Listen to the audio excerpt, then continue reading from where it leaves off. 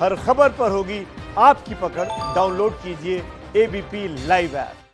भारतीय साहित्य में जन चेतना के महान कवि माने जाने वाले सुदामा पांडे धूमिल ने कभी कहा था,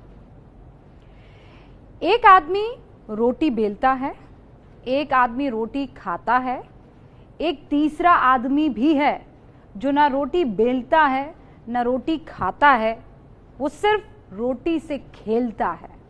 मैं पूछता हूं, ये तीसरा आदमी कौन है? मेरे देश की संसद मौन है। आजकल तो कोरोना की वजह से संसद ही नहीं, पूरा देश मौन है क्योंकि लॉकडाउन है। लेकिन गरीबों की रोटी से खेलने वाले इस तीसरे आदमी का पता चल गया है। ये तीसरा आदमी कोई और नहीं बल्कि हमारा सिस्टम है। ये वही सिस्टम है जिसकी नाकामियों की वजह से मध्य प्रदेश के शहडोल से 853 किलोमीटर दूर महाराष्ट्र के जालना में कुछ मजदूर रोटी की तलाश में गए थे। लॉकडाउन में किसी तरह 40 दिन बिताने के बाद ये मजदूर पैदल ही अपने घर की तरफ निकल पड़े। इसी सिस्टम ने मजदूरों को उनके घरों तक पहुंचाने के लिए ट्रेनें चलाई। लेकिन विडंबना देखिए, मजदूर ट्रेन तक नहीं पहुंच पाए। ट्रेन उन तक पहुंची, वो भी तब जब वो पटरी पर चैन की नींद सो रहे थे।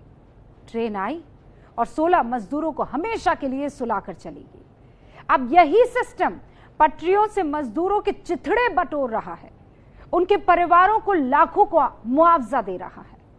जिन मजदूरों को जीते जी जाने के लिए कोई साधन नहीं मिला, मौत के बाद उनके लिए एम्बुलेंस भी आई। उनके शवों के टुकड़ों की छानबीन के लिए मेडिकल टीमों को लेकर 2 डिब्बों वाली ट्रेन भी आई।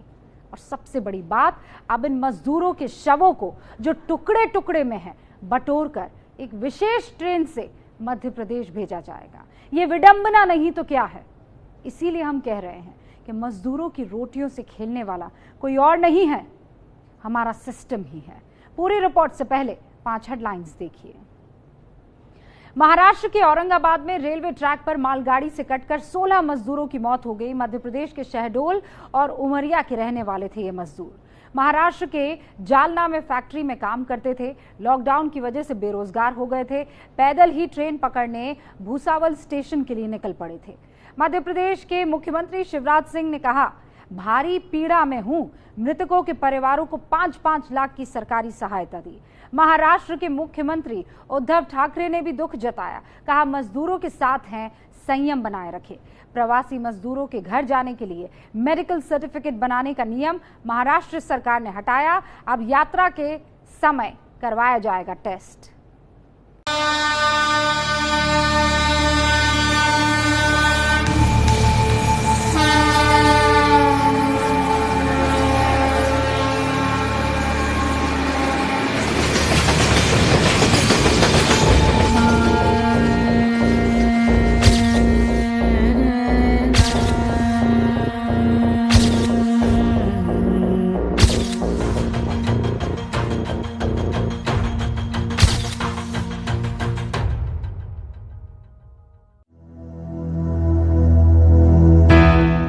कल पूर्णमासी थी।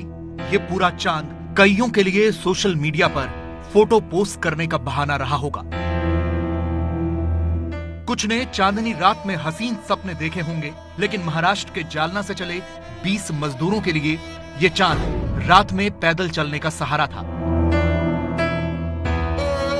इसी चांद के सहारे वो पैदल पैदल रेल की पटरी के किनारे किनारे चल रहे थे।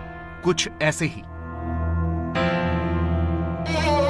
40 किलोमीटर पैदल चलने के बाद औरंगाबाद पहुंचने वाले थे। थककर चूर हो गए तो पटरी के ऊपर ही सो गए। बगल में चांद भी था, रोटियां भी थीं, सुकून भी था कि अब घर जा रहे हैं। कुछ ने अपने बच्चों के, अपने परिवार वालों के सपने भी देखे होंगे, लेकिन इन सपनों पर मौत की चादर डालकर ये मजदूर सो गए। और फिर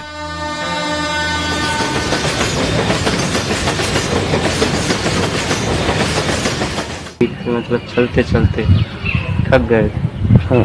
इसके बाद थक गए थे, पानी प्यास भी लगे, पानी पीने लगे। पानी पीने के बाद फिर थोड़ी देर आराम करने के लिए बैठ गए। तो थोड़ा जुम आ गया, मतलब आँख लग गई। हाँ। तो उधर से ट्रेन आ गई और मार दिया। औरंगाबाद में हुए हादसे की पूरी कहानी बस इस एक तस्वीर में देख लीजिए। इस एक रोटी के लिए ये मजदूर मध्य प्रदेश के शहडोल से 853 किलोमीटर दूर महाराष्ट्र के जालना आए थे। विडंबना देखिए कि जिस रोटी को कमाने के लिए वो इतनी दूर आए, उसी रोटी के लिए वापस घर जा रहे थे और अंत में वही रोटी नसीब नहीं हुई।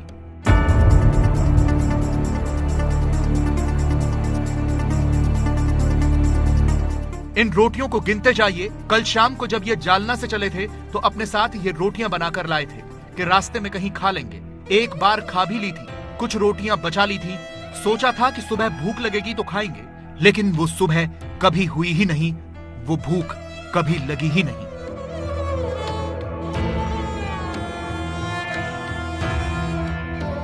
रास्ते में उसी जगह पहली बार रुके थे कि या बीच में कहीं रुके थे? और बीच में और रुके थे। वहाँ क्या खाना गिना खाया? हाँ, एक रोटी खाए थे और बाकी रोटी रख लिए थे कि खाना मिले या ना मिले, तो बना के रख लिए। इन मजदूरों को औरंगाबाद से करीब 150 किलोमीटर दूर भुसावल जाना था। ये पता चला था कि वहां से गांव जाने के लिए ट्रेन मिलेगी, लेकिन उनका भोलापन देखिए। इन अनजान बेचारों को बस ये पता था कि लॉकडाउन में पैसेंजर ट्रेन नहीं चल रही। उन्हें ये अंदाजा ही नहीं था कि लॉकडाउन में मालगाड़ी चल रही है। अगर ये पता होता तो ये रेल की पटरी का बिछौना बनाकर ऐसे हमेशा हमेशा के लिए सोते नहीं।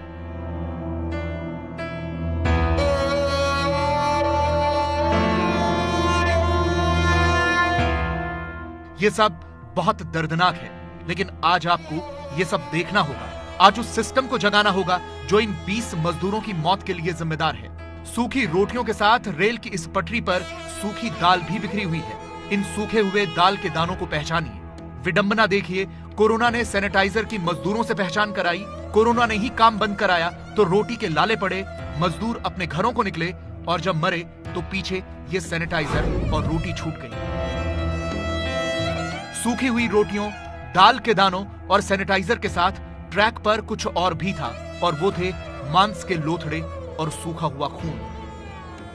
पुलिस के हाथ में जो पॉलिथीन आपको दिख रहा है, उसमें इन मजदूरों के मांस के लोथड़े बीन बीन कर रखे जा रहे हैं। वो लोथड़े जो रेल की पटरियों के बीच पत्थरों में फंसे हैं। हमें मालूम है कि ये सब सुनने में आपको दर्दनाक और संवेदनहीन लग रहा होगा, लेकिन सोचिए जिन पर यह बीती होगी उनका क्या हाल हुआ होगा। जब सोते सोते पूरी मालगाड़ी ऊपर से गुजर गई होगी, जब मुंह से आह करने का वक्त भी नहीं मिला होगा, तब क्या हुआ होगा। इन गरीबों की तो नींद में ही मौत आ गई और हमेशा के लिए सुलाकर चली गई। आगे सुनिए, पटरी पर जो हरे रंग के पत्ते दिख रहे हैं ना, वो मांस के लोथड़ों को ढकने के लिए हैं। यह सिस्टम कितना क्रूर है, जिसने जीते जी इन मजदूरों के बारे में नहीं सोचा। उनकी मौत के बाद उनके चीथड़ों को बीनने के लिए पुलिस भी है, रेलवे भी और डॉक्टर और मेडिकल कर्मी भी।